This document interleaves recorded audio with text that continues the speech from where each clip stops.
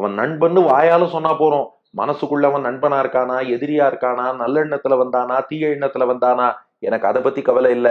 அது உரைப்பான். பப்ளிக்கா பெருமாள் சொல்லிட்டார், மித்திர பாவேன, நண்பன் என்று பாவித்து கொண்டு, சம்பிராப்தம் என்கிட்ட வந்துட்டான்னா நத்தியஜேயம் கதஞ்சன, எக்காரணம் கொண்டும் அவனை கைவிட மாட்டேன்.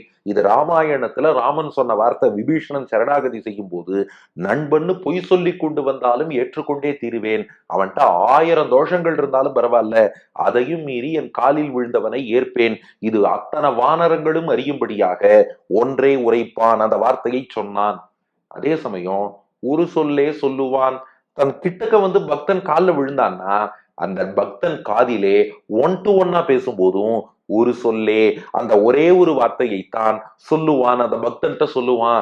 என்ன வார்த்தைனா, அதுவும் ராமாயணத்துல விபீஷணனை குறித்து ராமன் சொன்ன சரம ஸ்லோகம்னு மாமுனிகள் வியாக்கியானம் பண்றார்.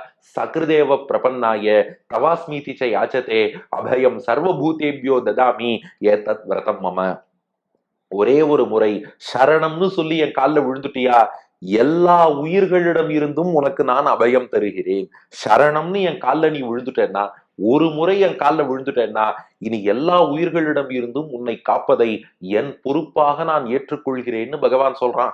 அப்ப பாருங்க, பப்ளிக்கா ஊரறிய சொல்லும் போதும் ஒன்றே உரைப்பான், என் காலில் யார் விழுந்தாலும் காப்பாத்துவேன், அங்கேயும் அதான் சொல்றான். தனிமேல ஒரு சொல்லே சொல்லுவான். பக்தன் காலில் விழுந்தாலும், விழுந்துட்டியோ இல்லையோ நீ கவலைப்படாதடா, இனி எல்லா உயிர்களிடம் இருந்தும் உன்னை காக்கிறேன்பா.